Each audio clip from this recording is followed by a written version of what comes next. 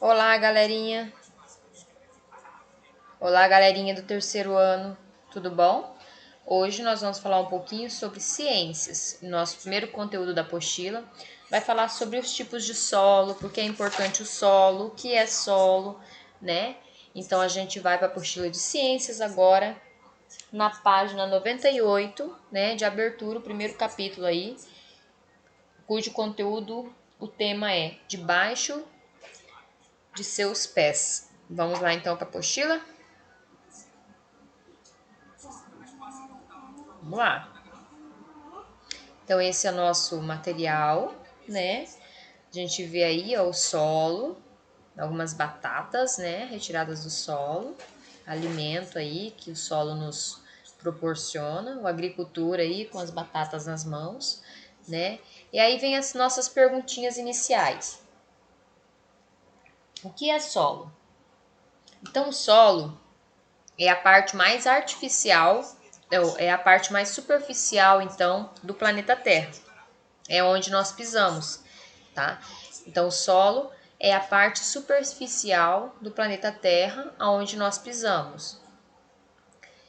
Existe solo nos oceanos? Sim, embaixo de toda aquela água, né, existe o solo, certo? Tanto que quando a gente vai tomar um banho no rio, por exemplo, né, quando a gente entra na água, a gente pisa no solo que fica embaixo do rio, tá? O solo passa por mudanças, muitas mudanças, né? O tempo vai passando e o solo vai se modificando, ou ele vai se desgastando, ele vai se tornando mais maduro, né? Ele vai recebendo mais humus, mais proteínas, tá? Então o solo ele vai se modificando para então poder aí desenvolver tipos vegetais, alguns animais também que vivem ali no solo.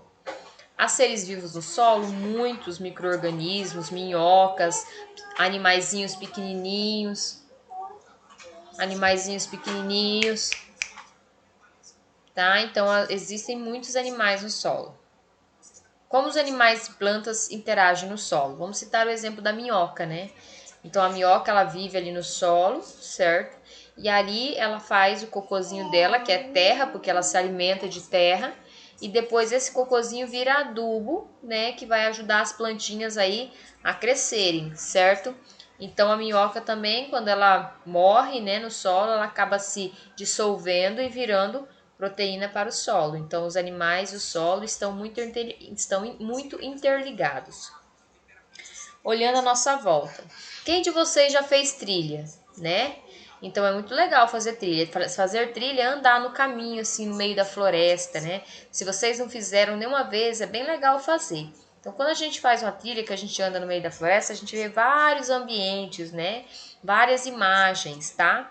E nessa atividade aqui, ó, que tem alguns aluninhos fazendo trilha, ó, os animais nas árvores, os caminhos, né? Aqui, pelo jeito, é um parque, né? Que legal. Aí a perguntinha é: você já fez trilha em alguma floresta? Converse com seus colegas e professoras sobre os elementos que podem ser encontrados no solo durante esse passeio e registre por meio de textos, desenhos e recortes de imagem. Então a gente sabe que quando a gente faz um passeio no meio da floresta, né, uma trilha, então a gente vai encontrar plantas, a gente vai encontrar árvores, pequenos animais, pedras, rochas, né? Cachoeiras, rios, né? Então todas essas paisagens a gente pode encontrar em uma trilha. Então vocês vão ou colar para mim, ou desenhar, ou escrever, né? Os nomes de paisagens que a gente pode encontrar quando a gente faz e realiza uma trilha aí, tá bom? Crosta terrestre.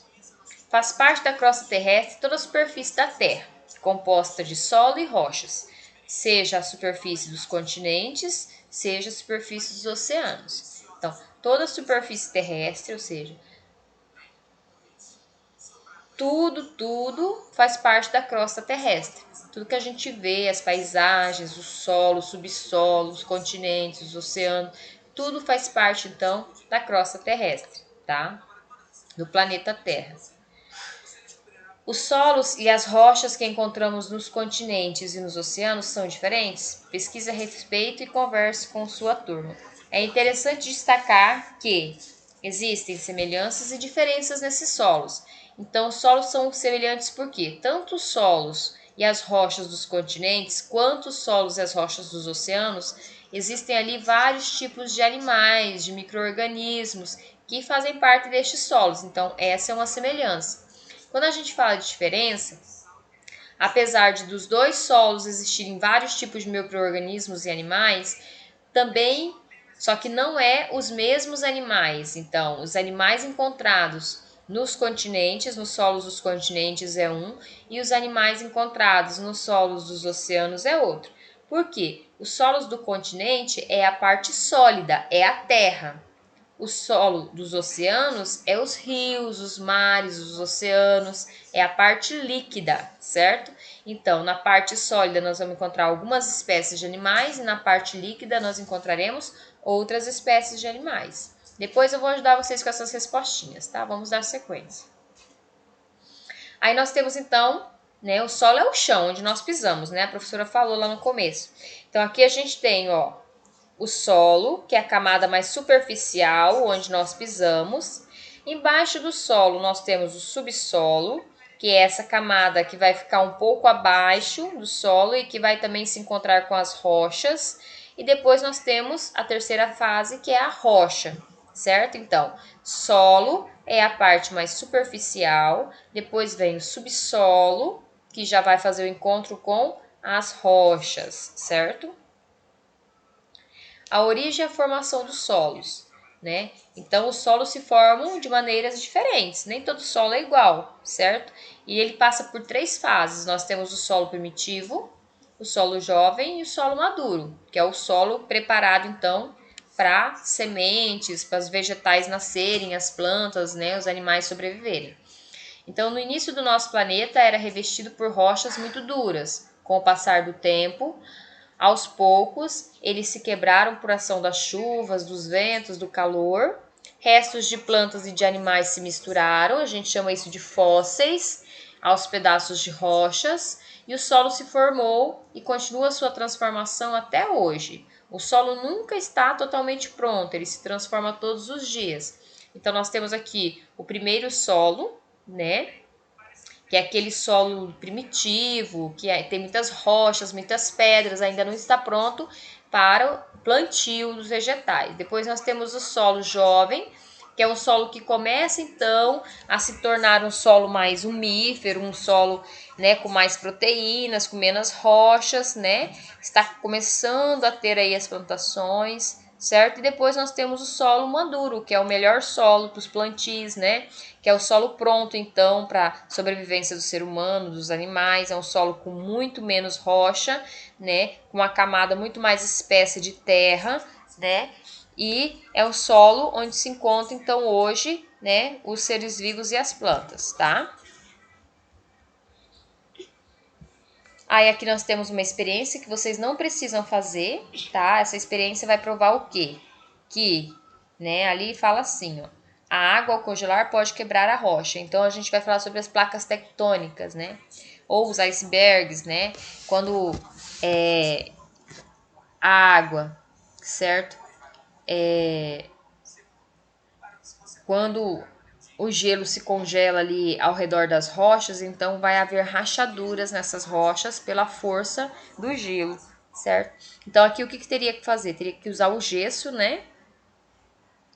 Certo? E aí você ia fazer uma mistura e ia colocar um balão com água dentro e colocar congelar. E aí você ia perceber então que depois de congelado, né, esse gesso iria rachar, tá? Por quê? Por causa que o gelo vai congelar e vai criar mais espaço. Quando ele criar mais espaço, então ele vai fazer rachaduras aí ao redor do gesso, tá? Mas não é necessário fazer, tá? Depois, o solo ele resulta de lentas e múltiplas transformações das rochas. As rochas vão se soltando, se sedimentando, né?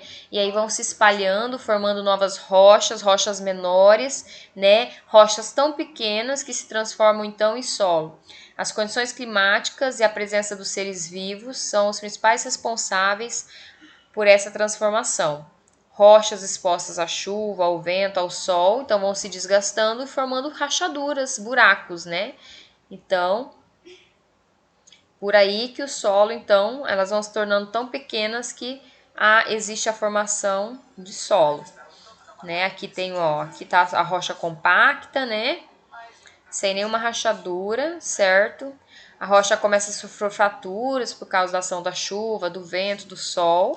A formação do solo permite as pequenas plantas e animais se desenvolverem, ó, quando começa a se desenvolver, aí cada vez mais o solo vai tomando conta, né, através das rachaduras das rochas. Aí nós temos as atividades, certo? Subsolo, micro-organismos, rochas, água, crosta e desgaste longo. Aí a gente vai colocar as palavrinhas nas frases. Então, a crosta terrestre é formada por toda a superfície do planeta Terra, que é composta de solo e rochas. O solo vem se formando durante um longo período, por meio da ação de diferentes agentes ambientais, como a água e os micro-organismos. A camada logo abaixo do solo se chama subsolo, é onde as raízes das plantas ficam. Na parte mais profunda encontramos a rocha, que sofre desgaste, originando outras camadas. Então, aí aqui vocês vão colocar as palavras encontradas e encontrar as palavras aqui, né, no caça-palavras.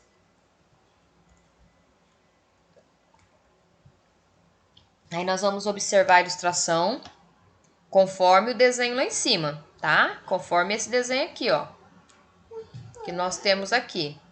Deixa eu voltar lá para vocês verem. Esse desenho é o mesmo desenho que a gente tem lá. Então, a gente percebe que quando tem mais pedras é solo primitivo. Quando começa a diminuir a pedra, é solo jovem.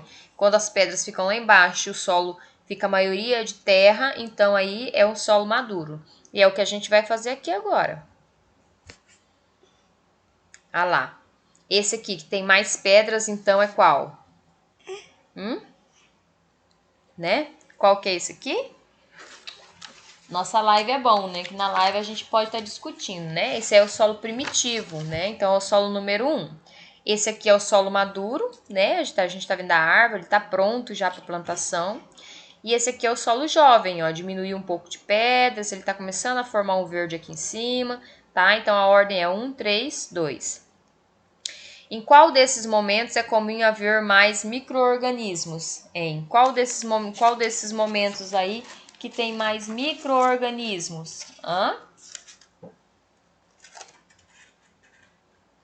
No solo que está pronto aí para o plantio, que é o solo maduro, tá? É no solo maduro, então, que há uma quantidade maior de micro-organismos. Que elementos presentes na imagem ajudam a desgastar o solo? Então, a chuva, o vento, o sol, tá? Tudo isso aí, então, faz com que haja um desgaste do solo. As raízes das árvores, né, também faz com que haja, né, um desgaste do solo. Nessa atividade aqui, vocês têm aí na apostila, né, os dois mapinhas. É o mesmo que está lá na página 101, tá? Na página 101. Aí, então, vocês vão olhar lá na página 101 e vão pintar mais ou menos assim como a prof colocou aqui, tá? Ok? Página 101. Aí lá vocês vão olhar e daí vocês vão pintar mais ou menos igual tá lá, certo? Aqui nós temos então o desenho dos horizontes do solo, as camadas, né? Então a gente tem essas camadas também lá na página. Deixa eu achar aqui na apostila para vocês, para mostrar. Na página 102, certo? Então na página 102 vai mostrar as camadas lá do solo para vocês se basearem em fazer isso aqui, certo? Então, ó, horizonte, ó, a primeira lá, a professora falou, a camada mais superficial é o solo. Depois vem o subsolo e o subsolo. Quando chega aqui na pedra já é rocha e por último também é rocha, tá? Então, solo, subsolo, rocha e rocha. Espero que vocês tenham gostado da nossa aula hoje, tá? A prof vai mostrar aqui então para vocês, certo? Preparei aqui para vocês poderem aí preencher a apostilinha de vocês, né? E assim, O solo é muito importante, né? Tanto para a agricultura quanto para a pecuária, né? Olha aqui. Aqui tá as respostinhas, ó, tá marcadinho, certo? Então vocês podem copiar, aqui tá a página, igual tá aqui, onde tem os números, é as respostas das perguntinhas lá da página de abertura. Depois, na página 100, igual a professora explicou, ambos possuem animais, tipos vegetais e micro-organismos. Mas os animais são de tipos diferentes, porque esses animais são terrestres e esses aqui são marinhos, aquáticos, tá? A página 7, lá no caça-palavras, as palavras que vocês têm que colocar na ordem. Depois a página 8 e as respostinhas lá da página 8, né? Então, seria isso. Espero que vocês tenham entendido, que vocês tenham gostado, tá? E a prof espera vocês, então, aí na nossa próxima aulinha de ciências, tá? Um grande abraço, beijinho!